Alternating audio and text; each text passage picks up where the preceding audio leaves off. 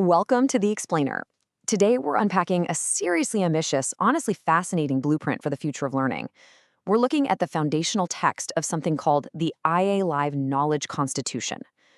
Now, think about how we usually view education, right? We see it as these fixed phases, heavily reliant on static textbooks that get outdated almost as soon as they're printed. Well, the document we're diving into today completely shatters that old model. It lays out a global movement dedicated to continuous, autonomous learning that actually adapts in real time. It's a dense, visionary piece of work, so let's get right into it and unpack exactly how this framework plans to literally reshape how humanity interacts with knowledge over the next century. So let's kick things off with a pretty provocative question, one that challenges basically everything we've been taught about traditional education. Here it is. Can a book be alive? I mean, for centuries, human knowledge has been locked between covers, completely finalized the second it hit the printing press. But the source text we're examining today argues that knowledge just can't afford to be stationary anymore. It introduces this wild paradigm where information is living, breathing, and constantly evolving right alongside us. Here's our roadmap for today. We're going to cover the knowledge constitution, define the core philosophy, look at the permanent principles, explore its global century-long scope, and finally, wrap up with the institutional framework. Section 1, the Knowledge Constitution, the Foundational Vision. Looking at the sheer scale of this document, you quickly realize it's not just some standard manifesto.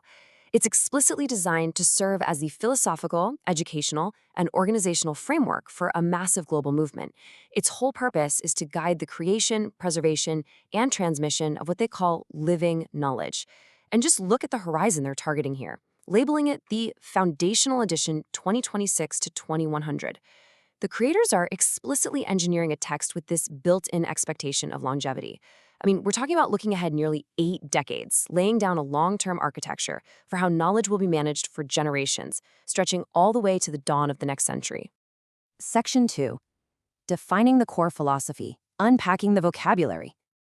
To really wrap our heads around this, we need to decode some of their terminology, starting with the main acronym itself. IA Live stands for a global system of permanent autonomous learning and knowledge management in living works. Now, that's a mouthful, but the crucial takeaway here is that this isn't just about reading a book or memorizing facts for a standardized test. Not at all. It's a comprehensive global system focused entirely on permanent autonomous learning. It's about empowering people to take total control of their own lifelong education, and it's managed through these highly specific entities they call living works. And that brings us right to the definition of an institutional living work. The text outlines this as a foundational document characterized by permanent updating. So, unlike those static textbooks you might remember just gathering dust on a library shelf, a living work is constantly refreshed. The knowledge itself is treated as an active, evolving entity. In a way, it never really goes out of date because the actual mechanism for updating it is hardwired directly into its nature. It's pretty brilliant. Section 3, the permanent principles, the guiding rules of IA Live. You'll notice a really powerful, almost rhythmic repetition in these mandates. They're emphasizing that absolutely everyone has the right to learn, unlearn, and relearn. It starts with a strong baseline. Education is a fundamental human right, and it absolutely must continue throughout your entire life. But then it goes a step further, and this is where it gets super interesting. It asserts that every person can create a living work and ultimately become a living book themselves. It's pointing toward a true democratization of knowledge, where you aren't just passively consuming information. You're an active, living vessel and a creator of it. Knowledge in this system isn't proven by passing a multiple-choice test. It's proven by actively creating and maintaining a living work. Now, what I find really fascinating about this approach is how these principles position artificial intelligence. I mean, in so much of our modern discourse, AI is framed as a rival to human intelligence, right? Or a threat to our jobs. But this constitution flips that script. It clearly states that artificial intelligence strengthens human talent. They are meant to exist side by side.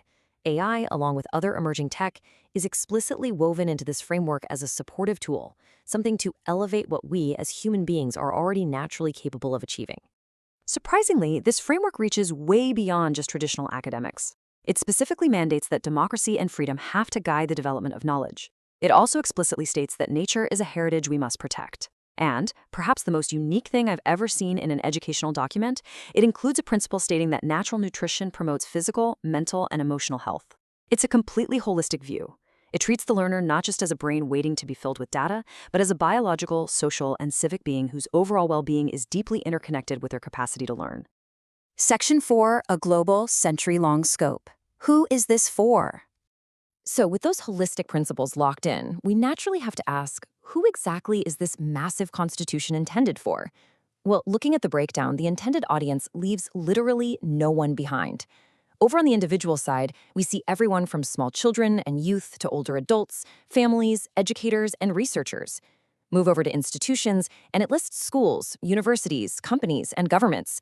And for global entities, it scales all the way up to massive international organizations and research centers. The text actually includes the phrase, every person interested in permanent autonomous learning. The ambition here is nothing short of total global inclusion. We are looking at a 74-year project span here. Just let that sink in for a second. It kicks off with the foundational edition in 2026, moves through a perpetual present of permanent updating, and reaches all the way toward a future horizon of 2100 and beyond. The document specifically states that knowledge has to generate well-being for both present and future generations. It is an incredibly forward-thinking approach, essentially guaranteeing that this system doesn't just serve our needs today, but actually matures into a robust, living heritage for the entire century to come. Section 5. The Institutional Framework. The document's true identity. So, practically speaking, how is a physical or even digital document actually structured to survive an 80-year lifespan? Well, its formal identity originates in Spanish, but it's intended as a worldwide edition, officially labeled as Active version 1.0. It serves as volume 1 of their foundational documents collection. But you have to pay special attention to the design note here. The text gives a very explicit editorial recommendation. Each chapter must occupy independent pages with a clean, uniform design. Why? To easily facilitate printing, translation, permanent updating, and digital formatting. They are literally engineering the physical layout of the document to ensure it remains a consistent, easily modifiable living work anywhere across the globe. I think this quote perfectly captures their overarching institutional horizon. The explicit, stated goal of the IAA Live system is to build, preserve, and continuously evolve the world's greatest heritage of living knowledge through living works. By pairing human talent with AI and emerging tech, they aren't just trying to write a new textbook, they are attempting to create an unprecedented, continuously updating archive of human capability.